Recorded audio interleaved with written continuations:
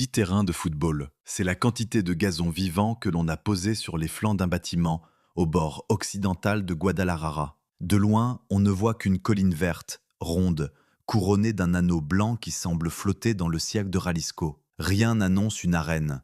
Rien ne trahit les milliers de spectateurs qui tiendraient dans ce silence de prairie. Comment cache-t-on un stade entier sous une colline? La réponse est plus profonde qu'un simple caprice de forme. Ici, l'édifice ne se pose pas sur la terre, il s'en extrait. Voici l'Estadio Akron. Pour comprendre, il faut d'abord gravir cette pente et découvrir ce qui se dérobe au regard. Le pied s'enfonce légèrement dans l'herbe. C'est la première chose que l'on remarque, avant même de chercher des yeux le bâtiment. On marche sur du gazon vivant, dense, tondu ras, qui monte en pente douce vers le ciel. Rien devant soi ne ressemble à une arène. Pas de façade, pas de béton dressé, pas de portiques d'acier hurlant leur modernité. Seulement un versant vert qui s'élève et, tout en haut, un liseré blanc posé contre le bleu de l'après-midi. On croit s'être trompé de chemin. On croit approcher d'un parc, d'un tertre naturel oublié à la lisière de la ville. Et pourtant, sous ce talus qui semble aussi ancien que la vallée, dorment près de 50 000 places assises. À l'ouest de Guadalajara, la troisième ville du Mexique, la métropole se disperse en larges avenues, en quartiers d'affaires bas, en terrains encore mal domestiqués. C'est là, sur le territoire de Zapopan, que se dresse cette éminence. Tout près commence la forêt de la Primavera, une étendue boisée née d'un très ancien réveil volcanique, où la terre garde la mémoire de ses colères. Le paysage, ici, n'est pas neutre, il est volcanique jusque dans ses racines. Et l'édifice qui nous occupe a choisi, délibérément, de se confondre avec lui plutôt que de le dominer. L'air sent l'herbe coupée et la poussière chaude. En montant, le regard cherche un repère, une entrée, une inscription. Il n'en trouve pas tout de suite. La pente absorbe le bruit de la ville derrière. Et à mesure que l'on s'élève, un silence presque campagnard s'installe, incongru pour qui sait ce qui se prépare de l'autre côté. Rien ne proclame la grandeur, rien ne prévient. Le versant continue de monter, régulier, patient, comme le flanc d'une montagne endormie. C'est là que naît l'énigme qui va nous accompagner tout au long de cette histoire. Car un stade, par nature, cherche à se voir. Depuis l'Antiquité, ces bâtiments ont été pensés pour s'imposer au regard. Le Colisée de Rome exhibait ses arcades sur 4 étages. Les grandes arènes modernes rivalisent de verre, de métal et de lumière pour se rendre visibles à des kilomètres. Un stade est un manifeste. Il annonce la puissance de celui qui l'a bâti. Or, celui-ci fait l'inverse exact. Il se dissimule. Il se fait passer pour un accident du relief. Comment, et surtout pourquoi, cache-t-on un stade entier sous une colline? La réponse commence à se dessiner quand on comprend ce que l'on foule. Ce versant n'est pas un simple remblai décoratif. Sous le gazon et la terre se cache une berme. C'est ainsi que l'on nomme un talus artificiel, une pente de terre montée contre une structure. Et cette pente, ici, ne s'appuie pas sur le sol. Elle habille une gigantesque carapace de béton. L'édifice a été coulé en béton armé monolithique, c'est-à-dire d'un seul tenant, directement sur place, puis enveloppé de terre et d'herbe comme on borde un dormeur. Les gradins ne sont pas posés sur le terrain, ils y sont enfoncés, ils en sortent. Ce détail change tout. Un stade classique se construit vers le haut, on empile les niveaux, on hisse les tribunes au-dessus de la rue, on grimpe. Ici, la logique s'inverse. Une grande partie du bâtiment plonge sous la ligne naturelle du terrain. Sur ces 5 niveaux, 2 s'enfoncent entièrement sous la surface. Depuis l'extérieur, on n'en devine que 3, et encore, à peine, tant la végétation les efface. Le reste s'enfouit. La cuve, ce grand creuset où s'empilent les rangées de sièges, a été taillée en dessous du sol environnant, comme un cratère patiemment creusé dans la vallée. Voilà pourquoi, de loin, il n'y a rien à voir. L'essentiel est sous nos pieds. On atteint enfin la crête, et là, brutalement, tout bascule. Derrière le sommet du talus, le sol se dérobe. Le versant qui montait si paisiblement s'ouvre d'un coup sur un vide immense, un entonnoir de gradins qui descend vers le fond, très loin, en contrebas. Le vert de la pelouse jaillit au centre, cerné de milliers de sièges rouges et blancs qui plongent en une spirale vertigineuse. Ce que l'on prenait pour une colline n'était que la lèvre d'un gouffre habité. On se tenait, sans le savoir, sur le bord d'un cratère. Le contraste saisit le corps avant l'esprit. D'un côté, la douceur pastorale d'une prairie, de l'autre, la profondeur abrupte d'une arène qui semble avoir été aspirée par la terre. La pente descend si fort vers le terrain, les architectes parlent d'un reik prononcé, l'angle d'inclinaison des rangées de gradins, que les spectateurs des derniers rangs se retrouvent bien plus près de la pelouse qu'ils ne devraient l'être. Le stade tout entier se referme sur le jeu comme deux mains en coupe. Cette illusion n'a rien d'un hasard, ni d'un tour de magie. Elle est le fruit d'une décision assumée, radicale, prise dès les premiers croquis. Les concepteurs n'ont pas voulu bâtir un monument qui écrase la vallée. Ils ont voulu que le bâtiment naisse du sol, qu'il pousse comme une éminence de plus dans ce paysage déjà accidenté aux côtés des reliefs de la Primavera. Faire disparaître l'édifice n'était pas un renoncement à la grandeur, c'était une autre idée de la grandeur, celle qui consiste non pas à dominer le lieu, mais à s'y fondre au point de sembler en avoir toujours fait partie.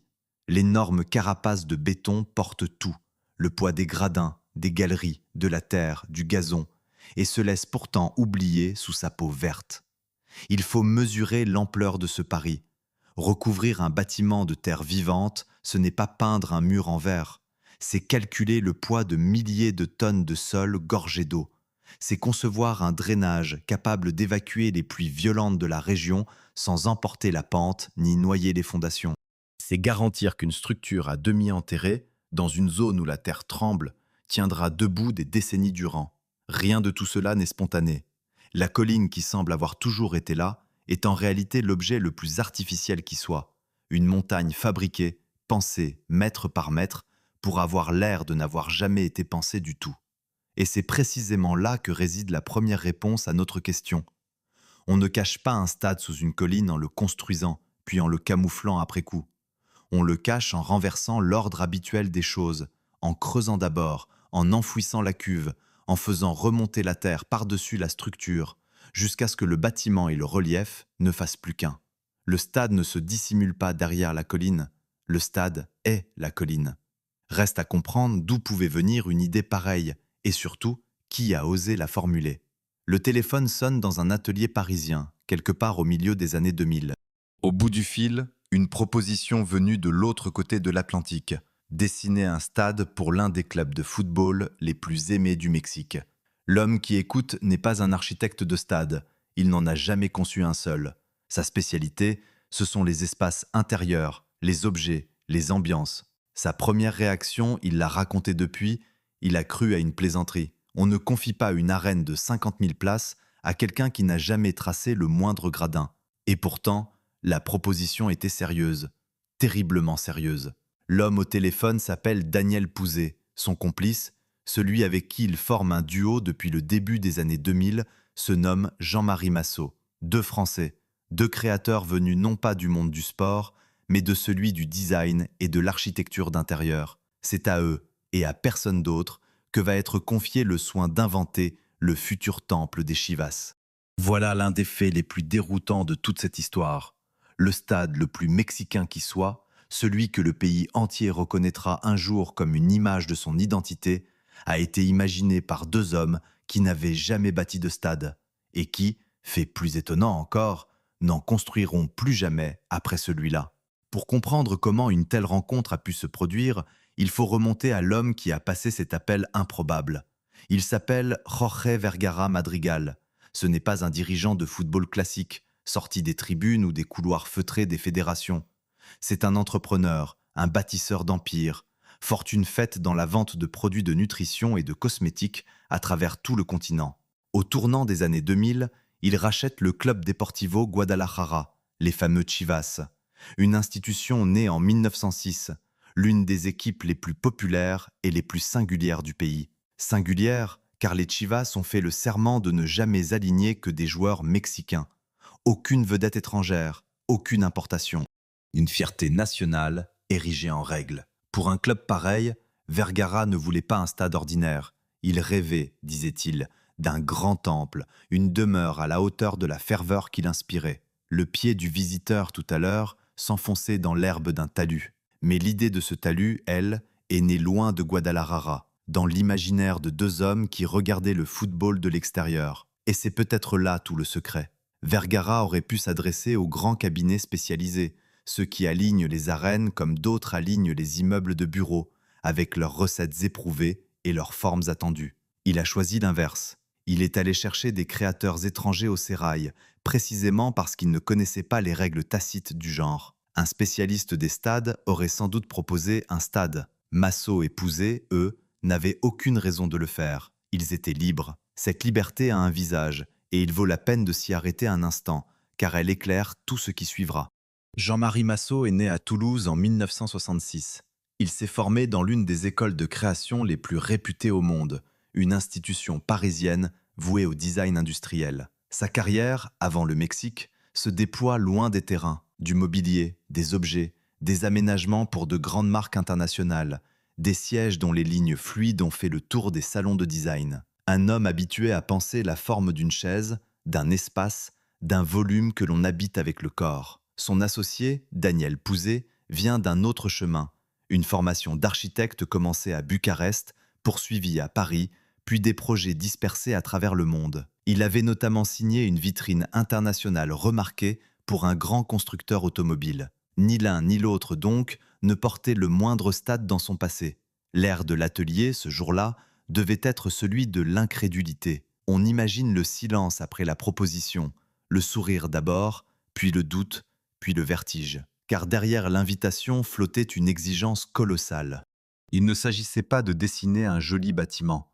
Il fallait concevoir une structure capable d'accueillir des dizaines de milliers de personnes, de résister aux tremblements de terre qui hantent le sol mexicain, de tenir un budget que Pouzet évaluera en valeur actuelle à quelque 270 millions d'euros.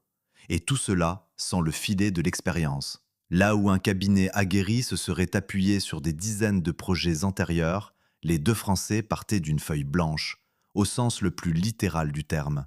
Littéral, car c'est à la main que le projet a d'abord pris forme. Pouzet a raconté avoir dessiné le schéma du stade au crayon, à main levée, non pas une fois, mais 3 fois de suite. 3 versions successives, retravaillées, corrigées, resserrées, pour faire entrer l'ambition démesurée du projet dans l'enveloppe financière imposée. On est loin ici des batteries de logiciels et des équipes pléthoriques que l'on associe d'ordinaire à ce genre de chantier. Au commencement de l'Estadio Akron, il y a un trait de crayon sur du papier, tenu par la main d'un homme qui doutait encore de la réalité de sa mission. Cette image a quelque chose de saisissant. Le futur temple d'un club de 40 millions de partisans, né sous une mine de graphite dans le calme d'un atelier européen. Ce point de départ inattendu n'a pas été un handicap. Il a été la condition même de l'originalité du résultat. Ne rien savoir des conventions, c'est aussi n'en subir aucune. Les deux hommes n'ont pas cherché à reproduire un modèle, ils ont regardé le lieu, le paysage, la lumière du Bajío, cette région d'altitude au climat chaud, et ils se sont demandé quelle forme pouvait naître de cette terre précise, et non quelle forme on plaque d'habitude sur un terrain de football. C'est ainsi qu'ils ont abordé le stade comme un designer aborde un objet, ou un paysagiste aborde un relief. Par l'expérience du corps, par le mouvement des foules, par le rapport entre la masse et le sol. Là où l'ingénierie sportive résonne d'abord en siège, en dégagement, en flux, eux ont résonné en sensation, en silhouette, en fusion avec l'horizon. Le choix de Vergara, avec le recul, apparaît alors moins comme un caprice de milliardaire que comme une intuition juste. Il voulait un grand temple, quelque chose qui ne ressembla à rien de connu sur le continent. Or, pour obtenir une forme que personne n'avait vue, il fallait s'adresser à des gens que le football n'avait pas encore formatés. Le risque était immense. Confier une telle somme, une telle responsabilité à des novices du genre. Mais c'est de ce risque qu'est sortie la singularité de l'édifice. 2 créateurs venus d'ailleurs, un entrepreneur prêt à parier sur eux et une feuille de papier vierge sur laquelle tout restait possible. Il y a dans cette alliance une ironie que le temps a rendue plus éclatante encore. L'Estadio Akron passe aujourd'hui pour une quintessence mexicaine, un symbole que le pays revendique avec fierté, surtout lorsque les caméras du monde entier se posent sur lui. Et pourtant, l'idée première, le geste fondateur, la vision qui a tout commandé sont venus de 2 Français qui découvraient le football par la petite porte. Le paradoxe n'enlève rien à la mexicanité de l'ouvrage. Sans les ingénieurs, les cabinets et les ouvriers locaux qui ont porté le projet jusqu'au bout, jamais le dessin n'aurait tenu debout. mais il oblige à reconnaître une vérité contre-intuitive. Deux hommes qui n'avaient jamais bâti de stade et qui n'en bâtiront jamais d'autres ont donné au Mexique l'une de ses arènes les plus reconnaissables. Reste alors la question qui hante ce commencement improbable. Un entrepreneur audacieux, deux créateurs libres de toute habitude, un trait de crayon repris 3 fois. Les ingrédients d'une forme nouvelle étaient réunis. Mais une forme, encore fallait-il la trouver. D'où pouvait surgir l'image d'un stade qui se cache sous une colline, d'un bâtiment qui refuse de se montrer? Il fallait un déclic, une vision, quelque chose que ces deux regards venus d'Europe ont su lire dans le paysage mexicain lui-même. Et ce déclic portait, dans l'esprit de Pouzet, le nom d'une montagne lointaine. Une montagne parfaite, aux flancs réguliers, coiffée d'un anneau de nuages suspendus au-dessus de son sommet. Voilà l'image qui a traversé l'esprit de Daniel Pouzet lorsqu'il cherchait la forme du stade. Non pas une arène, non pas un cirque de gradins, mais un volcan lointain, à l'autre bout du monde, réputé pour la pureté de sa silhouette, le mont Fuji au Japon, et le halo de vapeur qui le couronne parfois comme une auréole. C'est cette vision, empruntée à un paysage situé à des milliers de kilomètres de Guadalajara, qui allait tout commander. Le concepteur l'a formulé sans détour.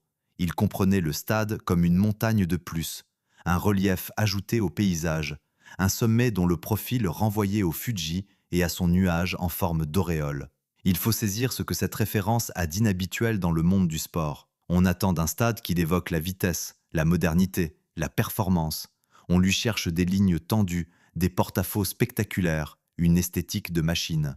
Ici, rien de tel.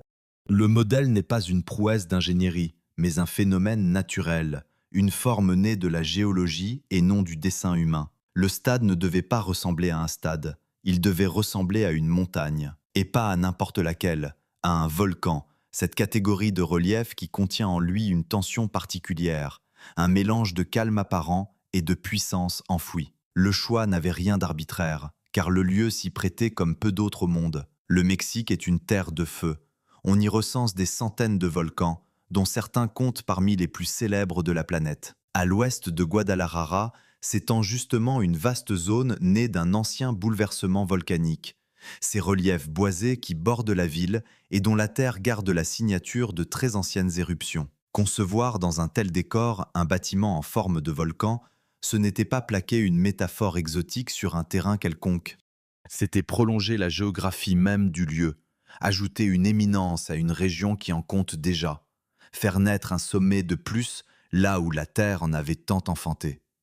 De cette intuition sont nés 3 éléments, 3 pièces d'un même corps qui structurent tout l'édifice. Le premier, c'est le versant, cette pente végétale qui s'élève depuis la plaine, ce flanc d'herbe qui monte vers le ciel et donne au bâtiment son allure de colline.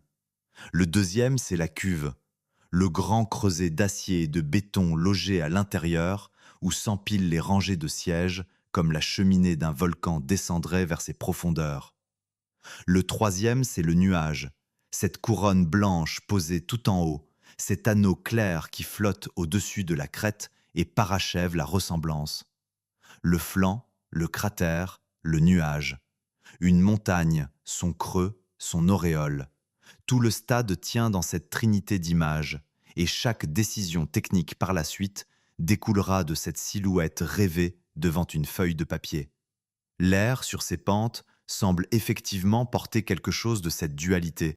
Lorsque l'arène est vide, elle repose, silencieuse, inerte, indiscernable du relief qui l'entoure. On dirait un volcan endormi, une masse patiente qui ne trahit rien de ce qu'elle contient. Puis vient le jour de match. La foule afflue, dévale les gradins, emplit le creuset de sa clameur rouge et blanche, et le volcan s'éveille. L'énergie longtemps contenue se libère d'un coup, remonte des profondeurs, déborde par la lèvre du cratère. Ceux qui ont pensé le stade l'ont dit avec une précision presque poétique. Le bol contient l'énergie, et ses pentes sont fertiles. La métaphore n'était pas seulement une affaire de forme, elle décrivait aussi une manière d'exister dans le temps, une alternance de sommeil et d'éruption, de repos et d'explosion collective. C'est ici qu'une frontière doit être tracée avec netteté, car elle sépare le fait de la légende. Le stade évoque un volcan. Il a été pensé comme un volcan. Il en porte le surnom que lui ont donné les Mexicains eux-mêmes, mais il n'a pas été construit dans un volcan. Aucune bouche de feu ne s'ouvre sous ses fondations, aucun cratère véritable ne l'a accueilli. La zone volcanique voisine est bien réelle, la terre alentour est bien d'origine ignée, mais l'édifice, lui, est entièrement l'œuvre de la main humaine. C'est une colline fabriquée, une montagne dessinée puis coulée en béton, une éruption de synthèse. Dire qu'il ressemble à un volcan et qu'il fut conçu comme tel, c'est exact. Prétendre qu'il fut bâti dans les entrailles d'un vrai cratère, ce serait glisser vers la fable. Toute la force du projet tient précisément dans cet écart. Donner l'illusion parfaite d'un phénomène naturel avec les moyens les plus artificiels qui soient. Traduire une image en bâtiment, du reste, n'a rien d'évident. Une silhouette rêvée peut demeurer un joli croquis et ne jamais se dresser dans le monde réel. Entre l'idée du volcan et sa réalisation, il y avait un gouffre. Celui des lois de la matière, du poids, de la résistance, de la sécurité. Comment faire tenir debout un cratère habité par des dizaines de milliers de personnes? Comment empêcher un flanc de terre de s'affaisser sous les pluies? Comment suspendre un nuage au-dessus d'un vide? La métaphore, aussi belle fût-elle, n'expliquait rien de tout cela. Elle donnait une direction, un cap, une intention. Elle ne fournissait pas les réponses techniques. Et pendant un temps, il n'était pas certain qu'une forme aussi audacieuse pût seulement quitter le papier. C'est pourtant là que réside le génie discret de cette conception. La forme du volcan n'était pas un simple habillage esthétique, un décor plaqué sur une structure banale. Elle était, dès l'origine, porteuse de solutions. Un flanc en pente, c'est une masse de terre qui stabilise, qui ancre le bâtiment dans le sol. Un cratère creusé, c'est une cuve qui rapproche les spectateurs du terrain et concentre le son. Une forme ouverte vers le ciel, c'est de la lumière et de l'air qui entrent sans qu'on ait à les forcer. L'image du volcan et les nécessités de l'ingénierie, loin de s'opposer, marchaient main dans la main. Ce que le rêve avait dessiné, la technique pouvait le justifier. La beauté et la fonction, ici, parlaient la même langue. Ainsi, la question du volcan trouve-t-elle sa réponse? Un stade peut-il devenir un volcan? Oui, à condition de comprendre que le mot ne décrit pas une réalité géologique, mais une ambition formelle, un parti pris total, poursuivi jusque dans le moindre détail. Le stade est devenu un volcan non parce qu'on l'a posé sur du feu, mais parce que chaque choix, du versant d'herbe à l'anneau blanc, a été plié à cette unique image. La pureté de la silhouette, cette clarté que Pouzet cherchait dans le Fouji, s'est répandue dans l'ensemble du projet comme une exigence. Rien qui dépasse, rien qui contredise le motif. Une montagne, un creux, un nuage, et rien de plus. Il restait néanmoins à donner corps à chacun de ces trois éléments. Le rêve avait nommé la forme, il fallait maintenant la construire, pièce après pièce. Et l'aventure commençait par le geste le plus contre-intuitif de tous, celui qui fondait l'illusion entière, ne pas élever le stade vers le ciel, mais l'enfoncer dans la terre, creuser avant de bâtir. Voilà le geste fondateur, celui qui contredit tout ce que l'on croit savoir de la construction. On imagine toujours un édifice qui s'élève, qui gagne le ciel, étage après étage. Ici, les ouvriers ont commencé par descendre. Ils ont ouvert dans le sol de Zakopane une immense excavation, un vaste entonnoir taillé dans la terre, bien avant que la moindre tribune ne se dresse. La première image du chantier n'était pas celle d'une tour montant vers le ciel, mais celle d'un trou, béant, profond, comme si l'on préparait le lit d'un cratère. Sur les 5 niveaux que compte l'ensemble, 2 plongent entièrement sous la ligne naturelle du terrain. Une part considérable du bâtiment n'existe pas au-dessus du sol, elle existe en dessous. Ce choix, radical, répondait d'abord à une contrainte que les concepteurs s'étaient eux-mêmes imposée. Ils refusaient que l'édifice domine le paysage, qu'il écrase de sa masse les reliefs boisés de l'ouest de Guadalajara. Un stade de près de 50 000 places, dressé de toute sa hauteur, aurait formé un bloc colossal, visible de très loin, une verrue de béton plantée dans la vallée. En enfonçant la moitié basse de la structure sous terre, on réduisait d'autant sa silhouette apparente. Depuis l'extérieur, l'œil ne perçoit que 3 niveaux, et encore, adoucis par la pente d'herbe qui les habille. Le reste s'efface sous la surface. Ce que l'on gagnait ainsi, c'était une échelle maîtrisée, un bâtiment qui restait à hauteur de son environnement au lieu de le dominer. Mais l'enfouissement n'était pas qu'une affaire d'apparence. Il portait en lui une conséquence bien plus précieuse, un cadeau inattendu que les concepteurs avaient parfaitement anticipé. En creusant la cuve sous le niveau du sol, on rapprochait mécaniquement les spectateurs du terrain.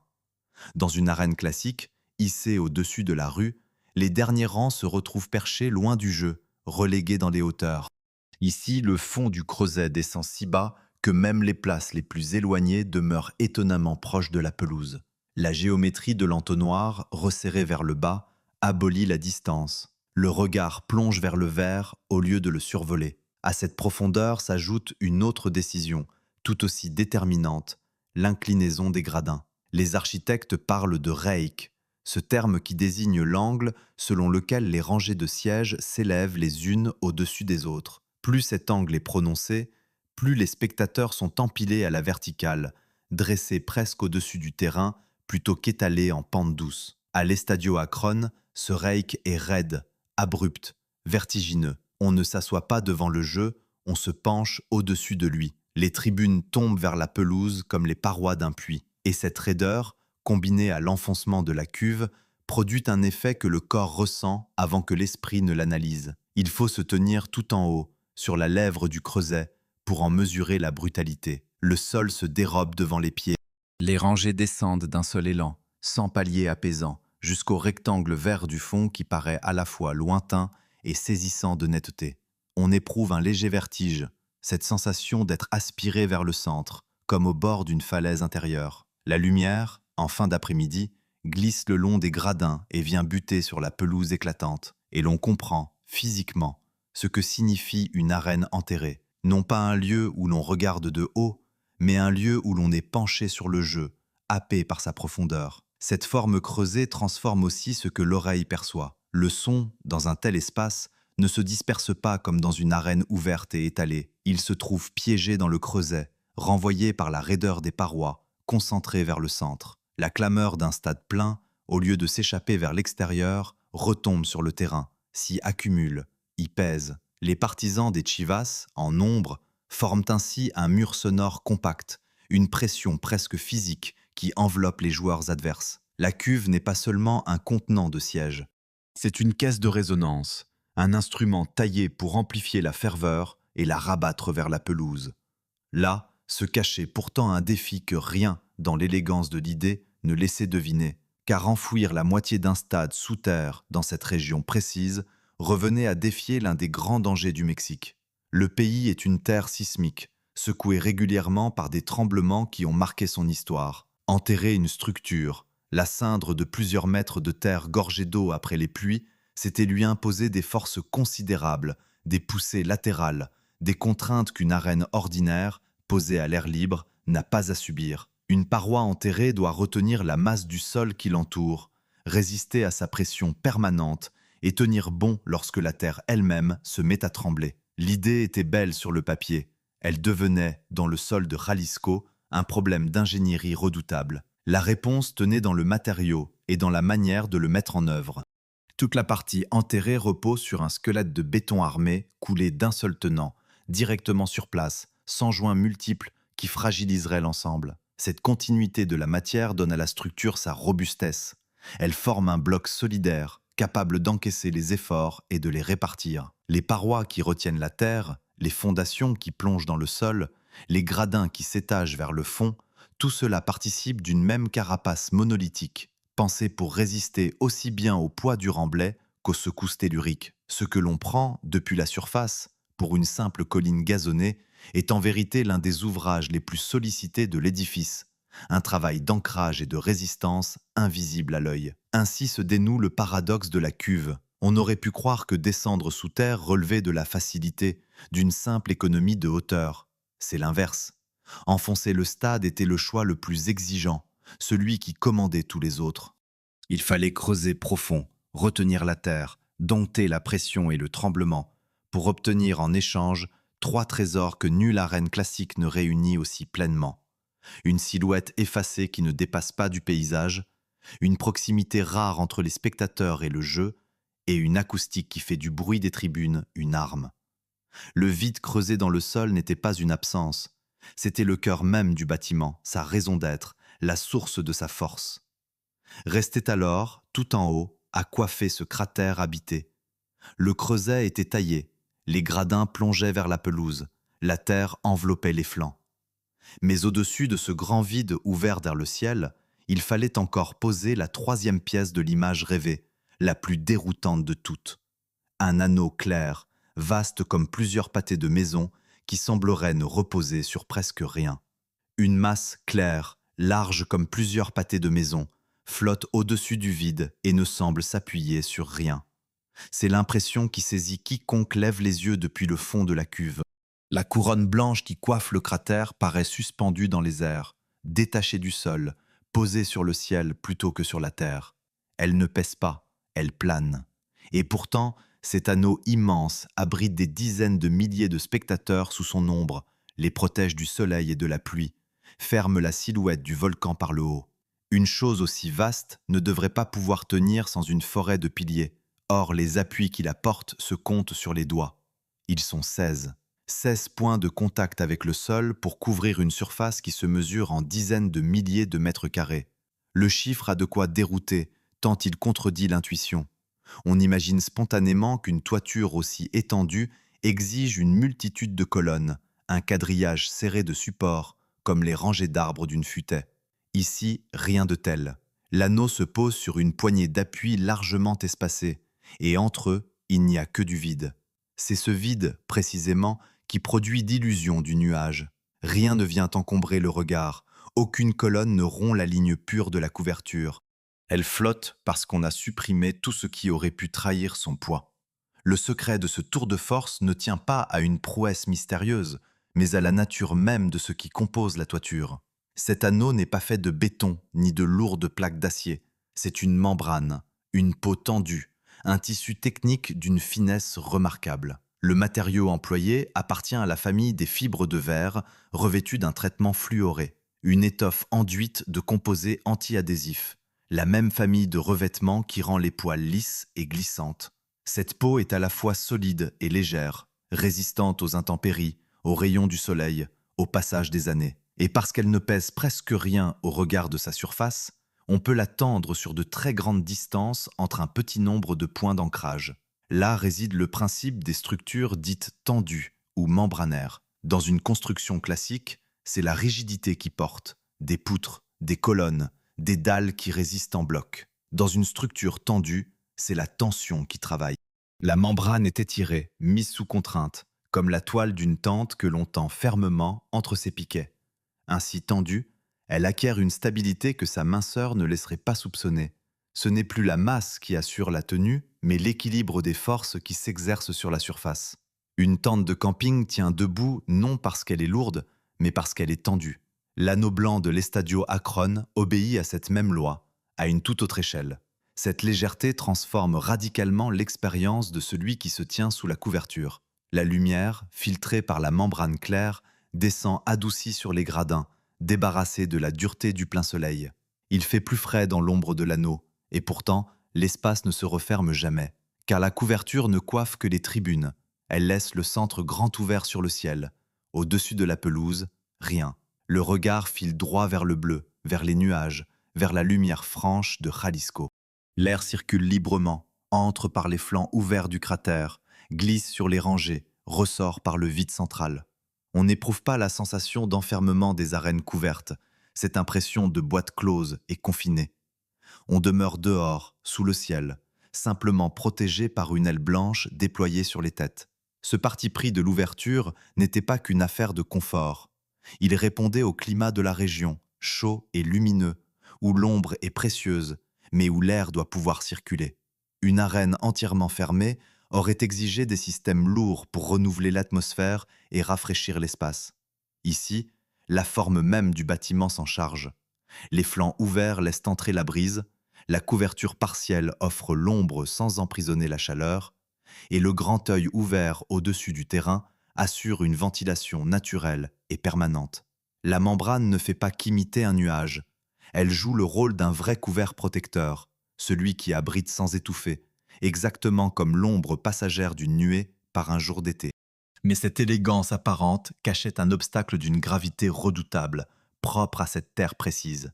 Suspendre une membrane sur 16 appuis dans un pays paisible relève déjà de la haute technicité. Le faire dans une région où le sol tremble change entièrement la donne. Lorsqu'un séisme secoue la terre, il n'ébranle pas seulement les fondations enterrées, il fait osciller toute la structure, met en mouvement chacun de ses éléments, impose à la toiture des balancements et des efforts brutaux. Une couverture vaste et tendue, portée par peu de points, doit pouvoir accompagner ces mouvements sans se rompre, sans s'arracher à ses ancrages, sans transmettre aux appuis des forces qui les briseraient. Les 16 supports, précisément parce qu'ils sont peu nombreux, concentrent sur eux des contraintes énormes. Chacun devient un point critique, un maillon dont dépend la tenue de l'ensemble. Il a donc fallu tout recalculer. Les supports d'acier qui portent l'anneau ne pouvaient être dimensionnés selon des recettes ordinaires.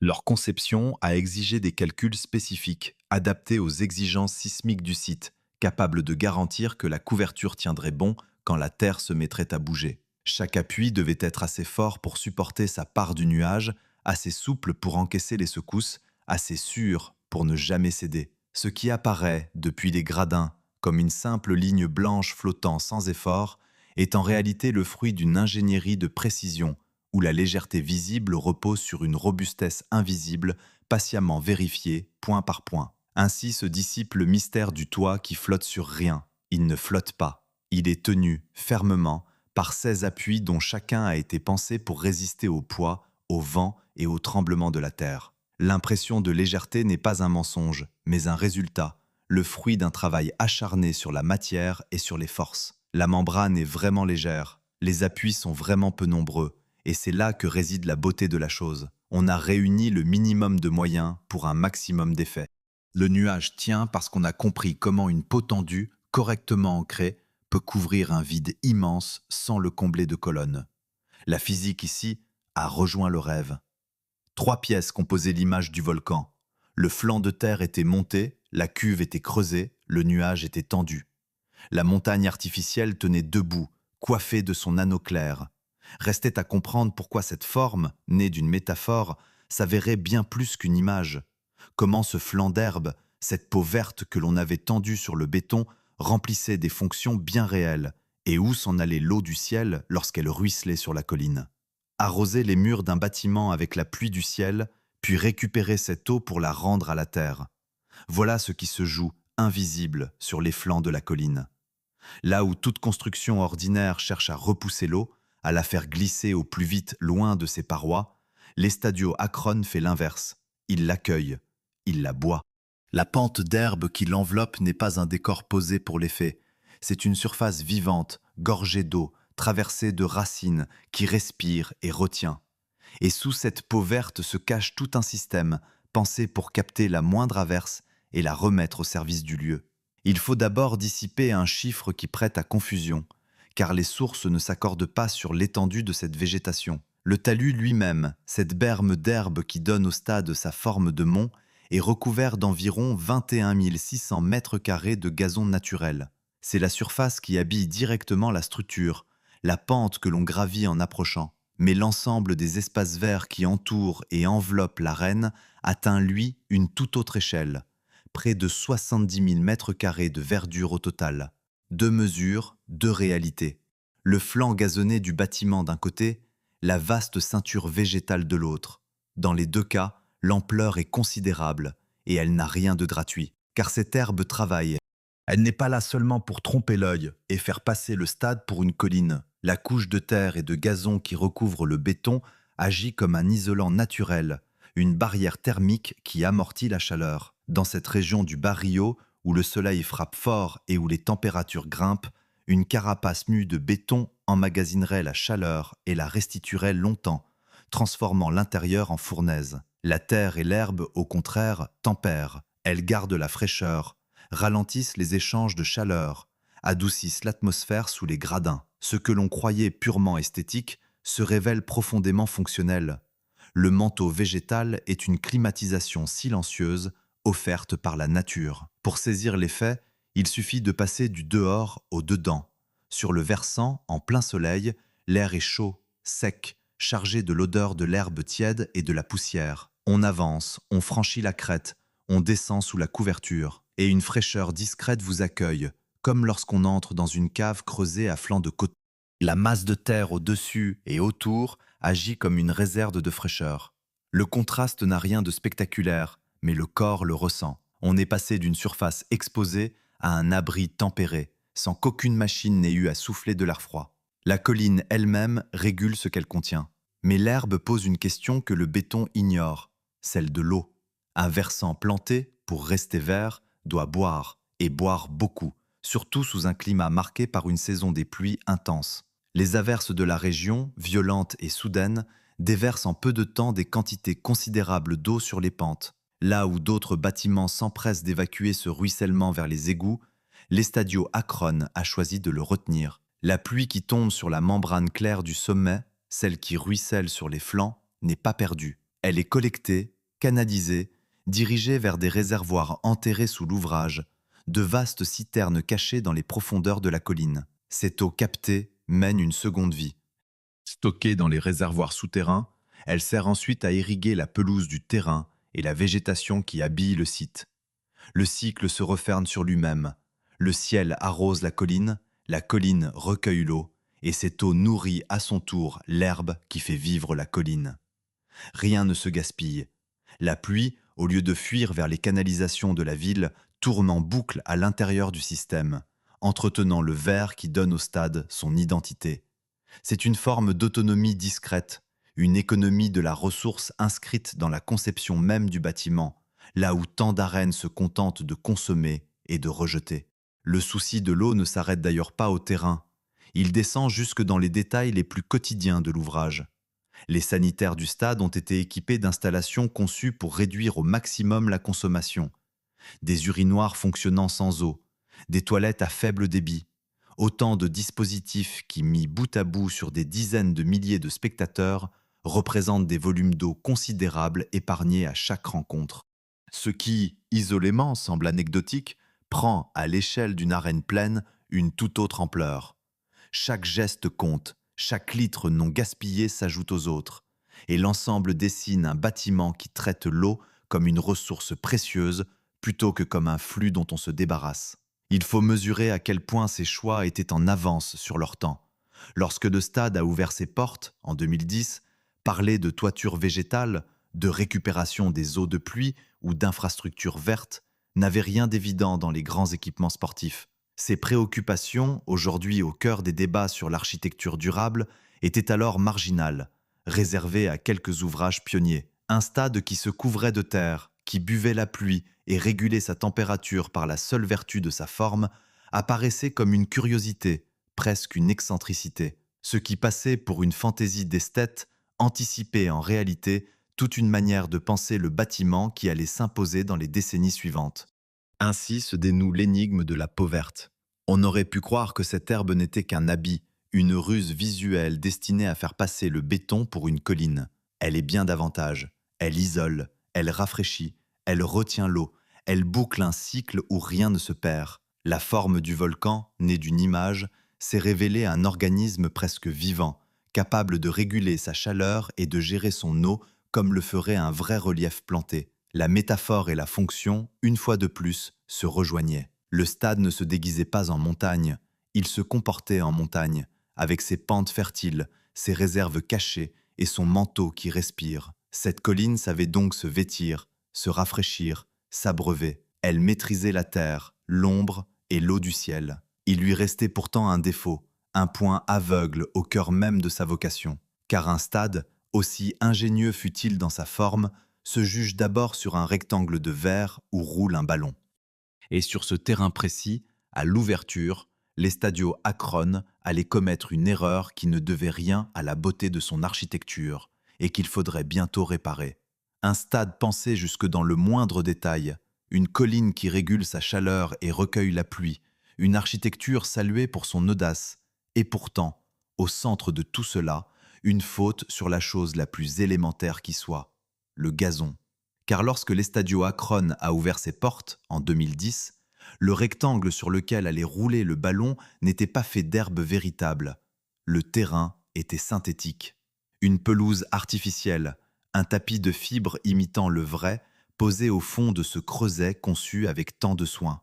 Pour l'écrin des Chivas, Pour la demeure de l'un des clubs les plus aimés du pays, le choix avait de quoi surprendre. Il faut mesurer l'incongruité de la décision. Dans le football de haut niveau, le gazon naturel est une évidence, presque un dogme. Les grands clubs entretiennent leurs pelouses comme des jardins précieux, y consacrent des soins constants, y voient une part de leur identité. Un terrain synthétique, à l'époque, restait l'apanage des équipements modestes, des installations d'entraînement ou des régions où le climat interdisait l'herbe véritable. Le trouver dans une arène flambant neuve, ambitieuse, coûteuse, présentée comme un modèle de modernité, avait quelque chose de déroutant. Le stade qui voulait tout réinventer semblait avoir trébuché sur le b.a.-ba de son métier. Les intentions pourtant n'étaient pas absurdes. Un revêtement synthétique promet une régularité que l'herbe ne garantit jamais.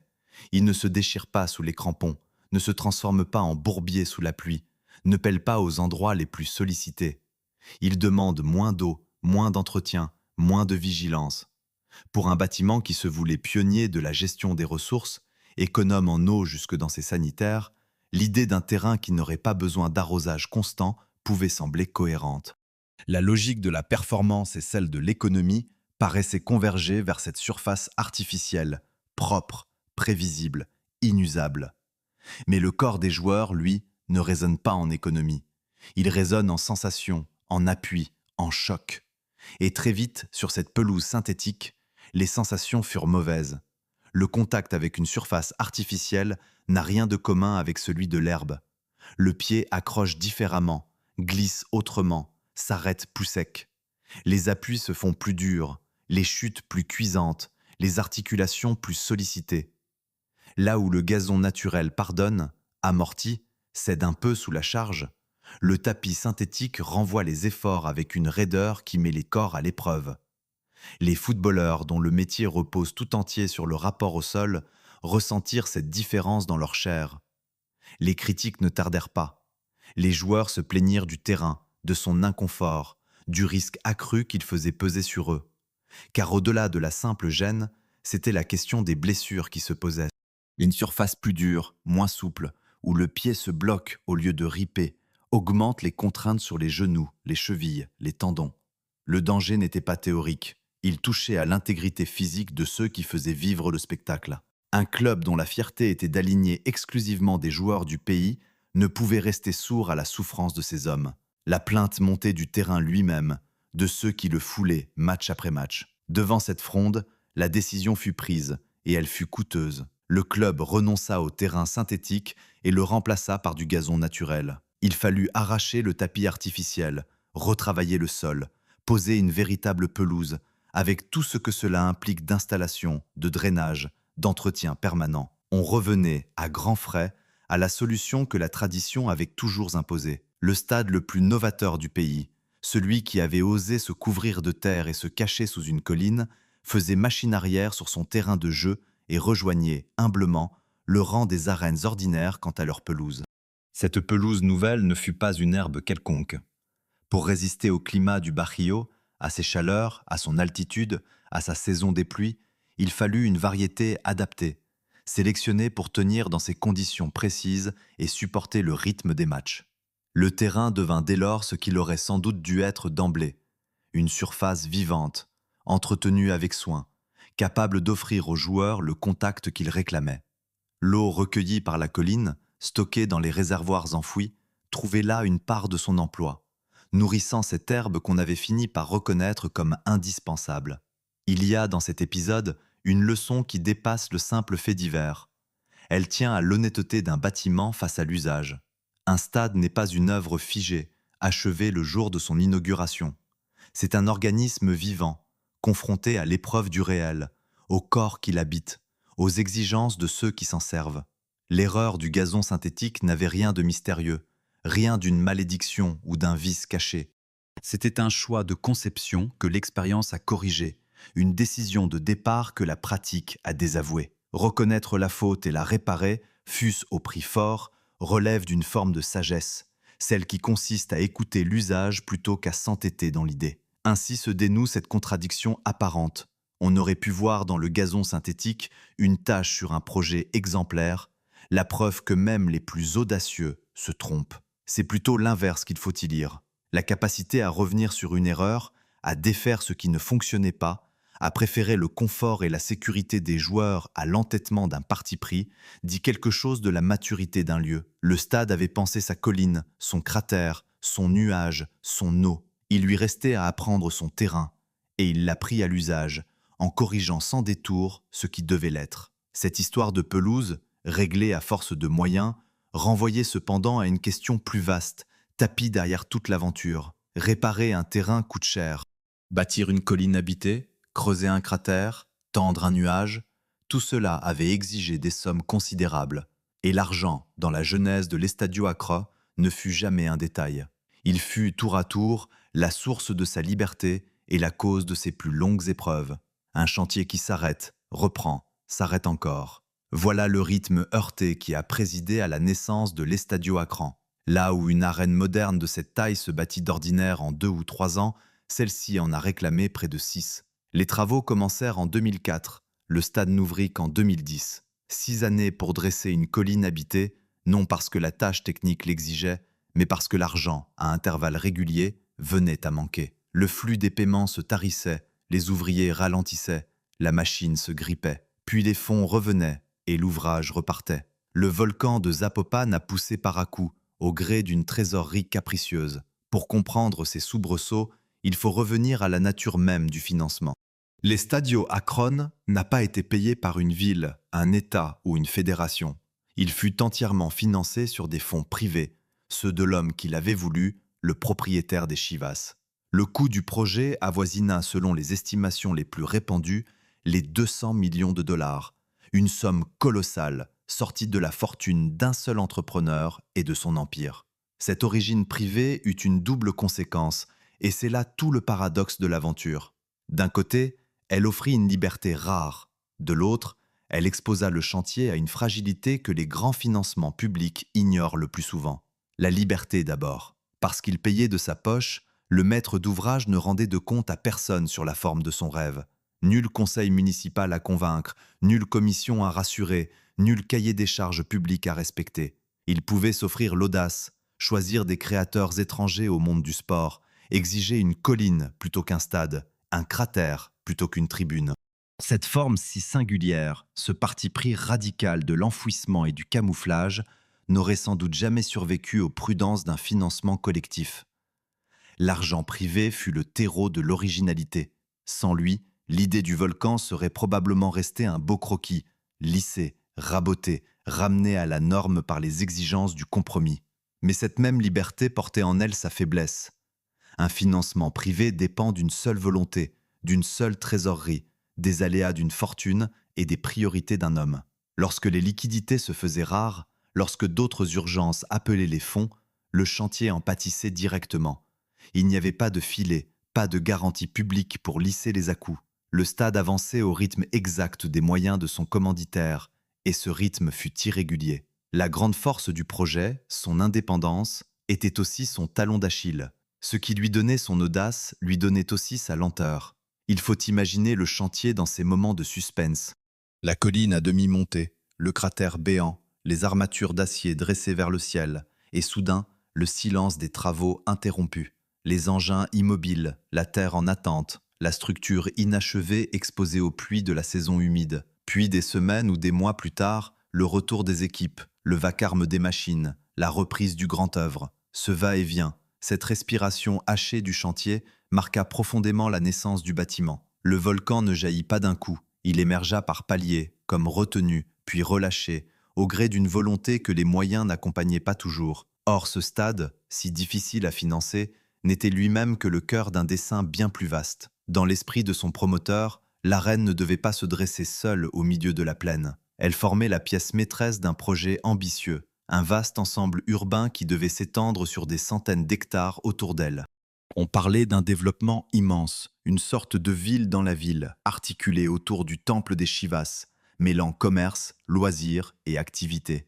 Le stade devait être le noyau autour duquel graviterait tout un quartier neuf, une création ex nihilo, sortie de terre à l'ouest de Guadalajara. La colline habitée n'était que le commencement d'un monde entier à bâtir. Ce monde, pourtant, n'a jamais vu le jour. Le grand projet urbain resta lettre morte, dessein sans lendemain, ambition dissoute dans les difficultés et le temps. Là où devait s'élever une ville, il ne resta que le stade, seul, entouré de vastes espaces qui ne se remplirent jamais comme prévu. Le témoin le plus éloquent de ce rêve avorté est un parking. Un parking démesuré, dimensionné pour des foules et des usages qui devaient accompagner le quartier promis et qui s'étend aujourd'hui immense autour de l'arène. Des milliers de places, pensées pour une ville qui n'existe pas. Le vide de ce stationnement dit, mieux que tout discours, l'écart entre le rêve initial et la réalité qui lui succéda. Le temps entre-temps avait aussi emporté l'homme du rêve. Celui qui avait tout imaginé, tout financé, tout voulu, ne verrait pas son projet urbain aboutir. La propriété du club et de son stade passa à son fils, qui hérita à la fois de l'équipe et de la colline. Le grand temple, conçu comme le legs d'un père à sa passion, devint littéralement un héritage, transmis d'une génération à l'autre. Le fils reçut l'arène telle qu'elle était, magnifique, singulière, achevée, mais orpheline du quartier qui devait l'entourer. Il hérita du volcan sans la ville, du cœur sans le corps qu'on lui avait promis. Ainsi se dénoue le paradoxe de l'argent. On aurait pu croire que le financement privé n'apportait que des avantages, la liberté sans la contrainte. La réalité fut plus nuancée. Ce même argent qui permit toutes les audaces fut aussi celui qui étira le chantier sur 6 longues années et qui laissa inachevé le grand dessein urbain. Le stade se dresse aujourd'hui comme le fruit magnifique et solitaire d'une ambition démesurée, assez puissante pour enfanter une colline unique au monde, trop fragile pour bâtir autour d'elle la ville rêvée. Le volcan a survécu, le paysage qui devait l'accompagner s'est évanoui. Il ne reste, pour en témoigner, qu'une étendue d'asphalte et le silence d'un projet trop grand. Ce stade solitaire, né dans la douleur des paiements et privé de la ville qu'on lui destinait, n'en devint pas moins, dès ses premiers jours, un lieu de passions intenses. Car si le grand quartier ne vit jamais le jour, l'arène, elle, se remplit aussitôt de ferveur, de cris et de gloire. Et son tout premier match allait sceller, dans un geste sans équivalent, l'entrée du volcan dans la légende. Un joueur dispute la première mi-temps sous un maillot, la seconde sous celui de l'adversaire. Cela ne se voit nulle part, ou presque, dans l'histoire du football. Et pourtant, c'est ainsi que le tout premier match de l'Estadio Akron entra dans les mémoires. Ce 30 juillet 2010, pour inaugurer la nouvelle arène, les Chivas de Guadalajara recevaient l'un des clubs les plus célèbres de la planète, venu d'Angleterre.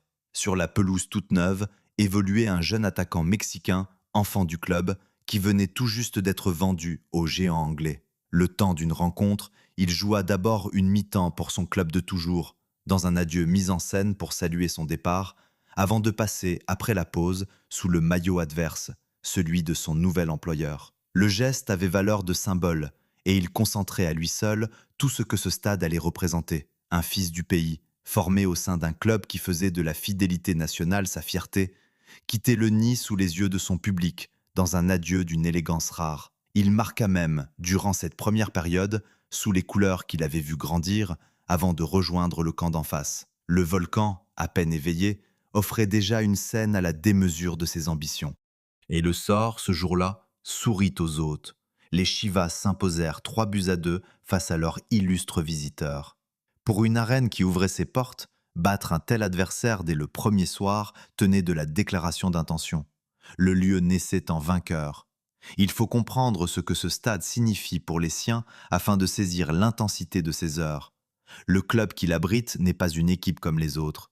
Fondé au tout début du XXe siècle, il porte une singularité qui force le respect et nourrit la passion.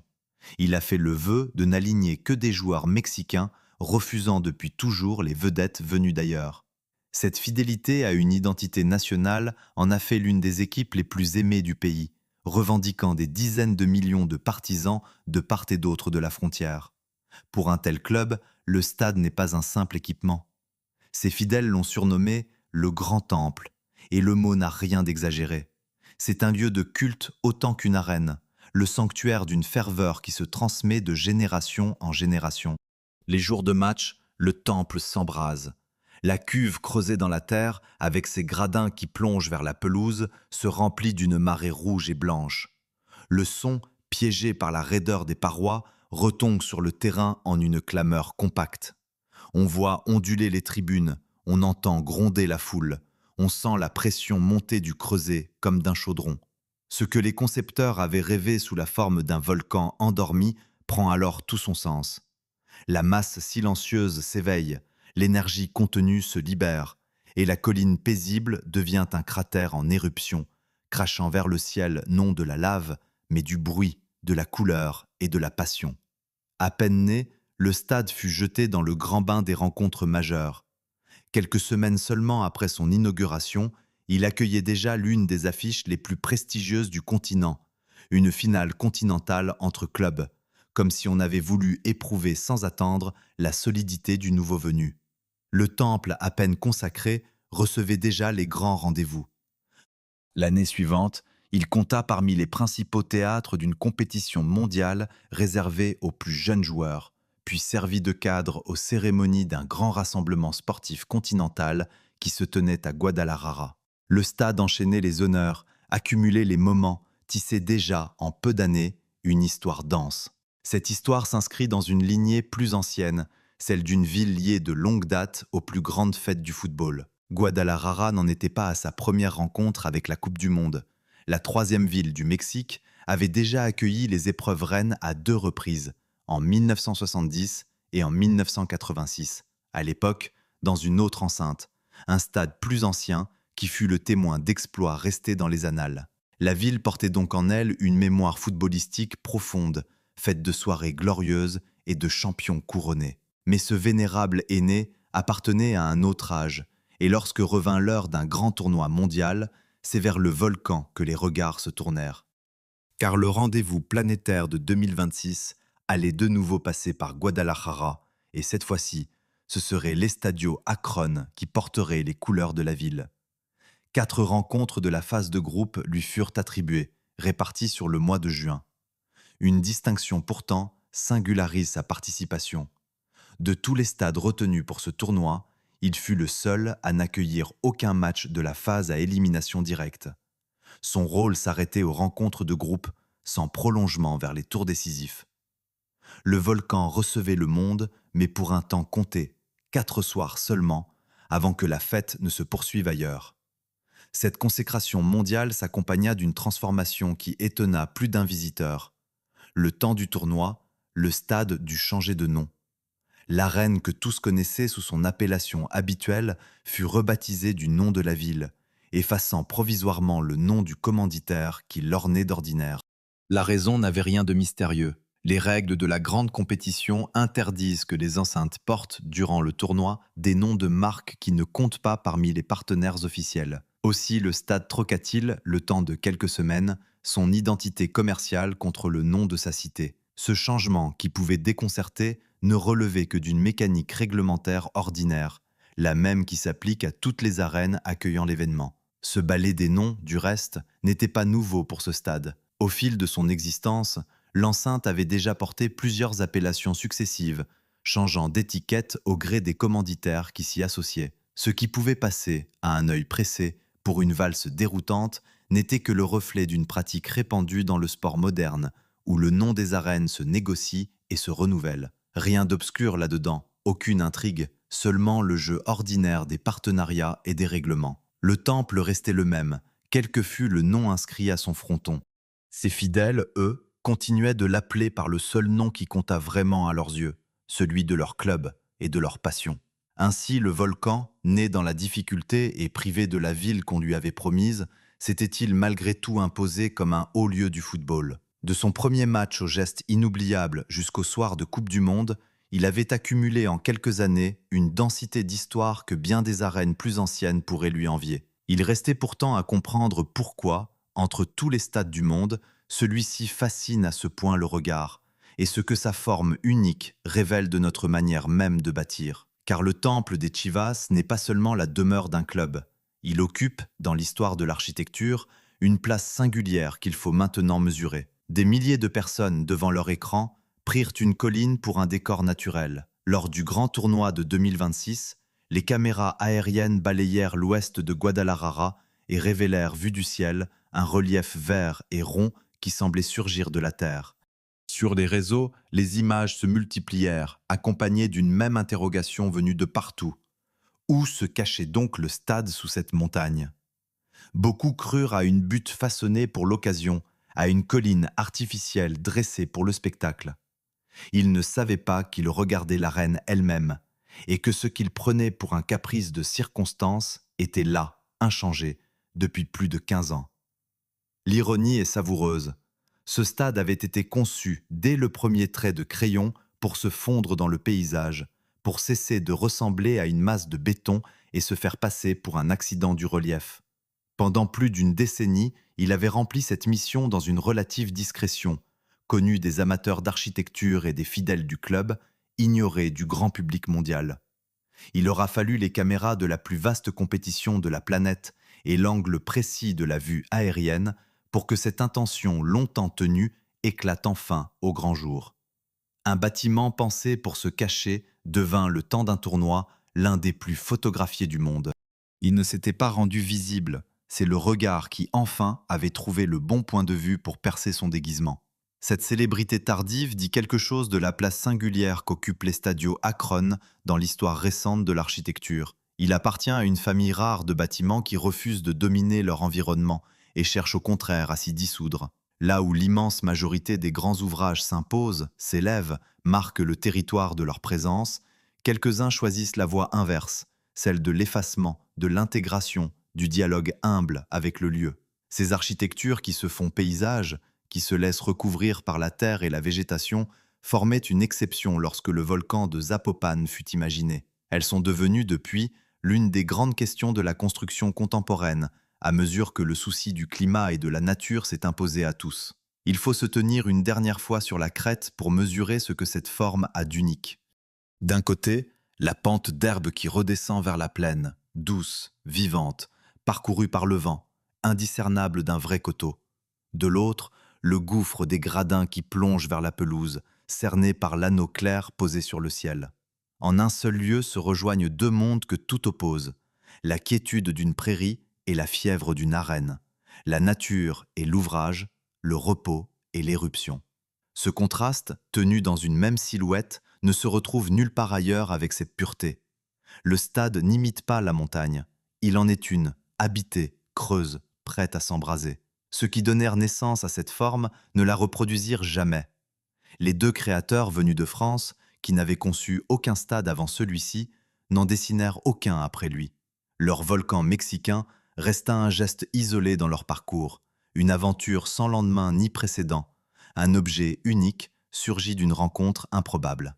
L'un d'eux confia plus tard considérer cette réalisation comme une curiosité à part, un épisode singulier qui se suffisait à lui-même.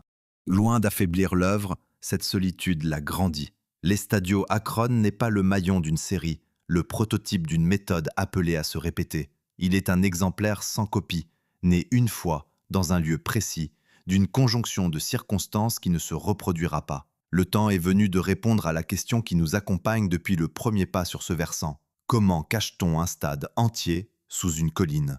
La réponse désormais se donne dans toute sa clarté. On ne le cache pas en le construisant d'abord, puis en le dissimulant après coup sous un habillage. On le cache en renversant l'ordre même de la construction, en creusant la terre avant d'élever quoi que ce soit, en enfonçant la cuve sous le niveau du sol, en faisant remonter le remblai par-dessus la structure, en tendant enfin un nuage léger sur le cratère. Le camouflage n'est pas un vernis ajouté à la fin.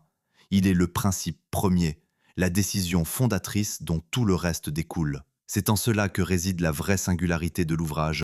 Un bâtiment ordinaire que l'on voudrait dissimuler resterait un bâtiment déguisé, une masse recouverte, un artifice que l'œil finit toujours par percer. Ici, il n'y a pas de déguisement, car il n'y a rien dessous qui contredise la colline. La colline n'est pas un masque posé sur un stade, elle est le stade, dans sa chair, dans sa structure, dans sa logique même. La terre, l'herbe, le béton et l'acier ne font qu'un. Voilà pourquoi l'illusion est si parfaite, pourquoi des milliers de spectateurs purent la prendre pour un vrai relief. Il n'y avait aucun mensonge à démasquer.